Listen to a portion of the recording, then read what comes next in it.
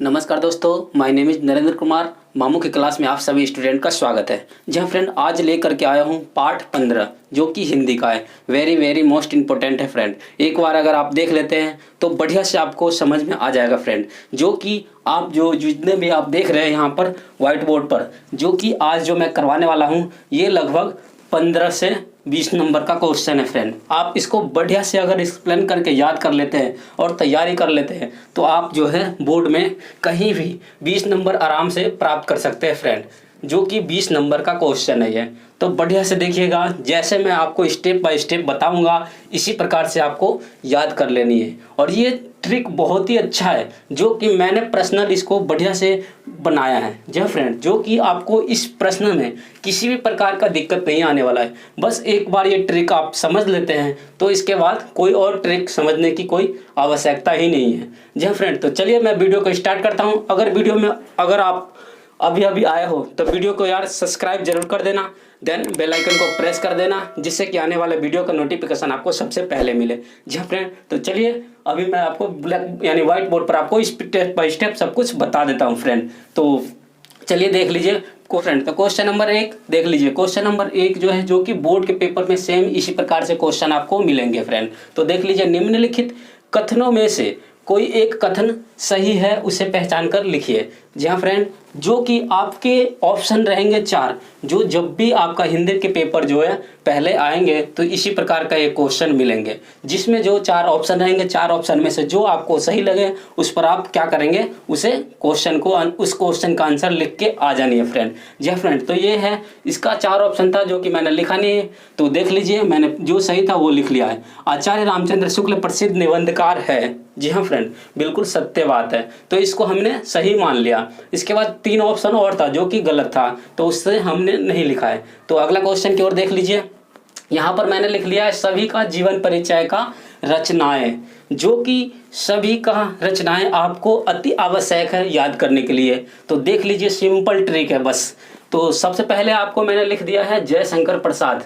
जयशंकर प्रसाद एक एक रचना लिखिए। जयशंकर प्रसाद का एक एक रचना लिखिए, जो कि बहुत सिंपल ट्रिक में है। जैसे जयशंकर प्रसाद का आंसू, कामायनी, लहर, झरना, आंधी, इंद्रजाल, छाया, तितली, कंकाल, चंद्रगुप्त, स्कंदनगुप्त, अजातशत्रु, विशाख, सज्जन, इरावती आदि, जो कि जयशंकर प्रसाद की सभी रचनाएं हैं। और इस रचनाएं को लिखवाने का पर्पस मेरा यह है फ्रेंड। जैसे आपसे क्वेश्चन 1 नंबर के जो क्वेश्चन आते हैं, जैसे कि आंसू के लेखक का नाम क्या है, या आंसू एक रचयिता का लेखक का नाम क्या है, तो आपको सबसे पहले आंसर में लिख देना है जयशंकर प्रसाद जी हैं। जी फ्रेंड, अगर आपका क्वेश्चन इस प्रकार से आ जाए, कमायनी की रचनाएं की लेखक का नाम क्या है, तो आपको पता होना चाहिए कि जयशंकर प्रसाद है। या ऐसे आ जाए, इंद्रजाल के लेखक का नाम क्या है, तो आपको पता होना चाहिए कि ये जयशंकर प्रसाद का है। या आपका क्वेश्चन इस प्रकार से आ जाए, अजातशत्रु के लेखक का नाम क्या है, या अजातशत्रु की रचनाएं का लेखक का नाम क्या है, तो आपको पता है जयशंकर प्रसाद जी हैं। जी हाँ फ्रेंड, या इसी प्रकार से चंद्रगुप्त की रचनाएं का लेखक का नाम क्या है, तो आपको सिर्फ लिख देना है जयशंकर प्रसाद। तो बहुत ही अच्छे स्टेप में मैंने इसको आपको सॉल्व कर दिया। ये ट्रिक है फ्रेंड याद करने का।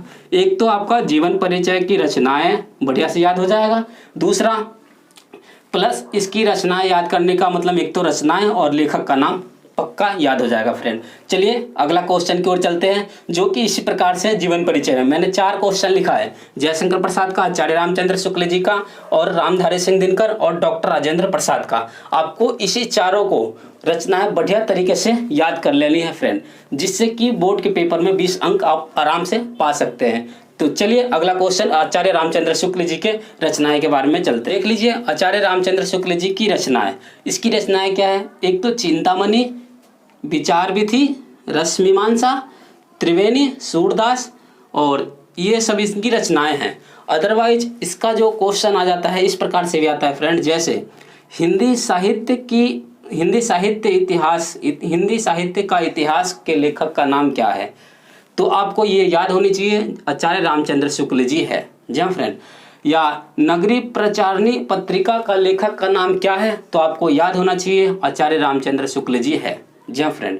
या इस प्रकार से रहेंगे, चिंतामणि की रचनाएं के लेखक का नाम क्या है, तो आपको याद होना चाहिए आचार्य रामचंद्र शुक्ल जी है। या रस मीमांसा के लेखक का नाम क्या है, तो आपको याद होना चाहिए आचार्य रामचंद्र शुक्ल जी है। या त्रिवेणी के लेखक का नाम क्या है, तो ये आपको याद होना चाहिए आचार्य रामचंद्र शुक्ल जी है। जी हाँ फ्रेंड। या आपका ये सूरदास के लेखक का नाम क्या है, तो ये आपको याद होना चाहिए कि आचार्य रामचंद्र शुक्ल जी है। जी हाँ फ्रेंड। या आनंद कादम्बनी के लेखक का नाम क्या है, तो आपको याद होना चाहिए आचार्य रामचंद्र शुक्ल जी है। आचार्य रामचंद्र शुक्ल जी है। जी हाँ फ्रेंड। ये सब आपको मैं इस प्रकार से बता रहा हूँ ताकि जो है एक तो रचनाएं आपके क्लियर हो जाएगा जीवन परिचय के लिए भी, प्लस एक एक दो दो नंबर वाले जो क्वेश्चन आते हैं उसके लिए ये आपको बढ़िया तरीके से याद हो जाए फ्रेंड। तो चलिए अगला क्वेश्चन की ओर चलता हूँ और आपको स्टेप बाय स्टेप सब कुछ बता देता हूँ। इसी प्रकार से सभी क्वेश्चन आपको करने हैं फ्रेंड। अगर आप कर लेते हैं तो 20 नंबर आपका कहीं नहीं जाएगा फ्रेंड। तो एक बार याद कीजिए, बार बार याद करने की जरूरत भी नहीं है। अगर हमारे चैनल मामुक क्लास की सब्सक्राइब नहीं किया है तो जल्दी से जा करके अभी सब्सक्राइब कर लो यार, ताकि जो है मैं इसी प्रकार से वीडियो लाता रहूँगा और आपके लिए हेल्पफुल, ज़्यादा से ज़्यादा हेल्पफुल होगा। जी हाँ फ्रेंड। तो चलिए अगला क्वेश्चन की ओर चलते हैं। जी हाँ फ्रेंड, देख लीजिए अगला क्वेश्चन की ओर। देखिए हमने लिख लिया है यहाँ रामधारी सिंह दिनकर। रामधारी सिंह दिनकर का रचनाएं रामधारी सिंह दिनकर की रचनाएं क्या क्या है।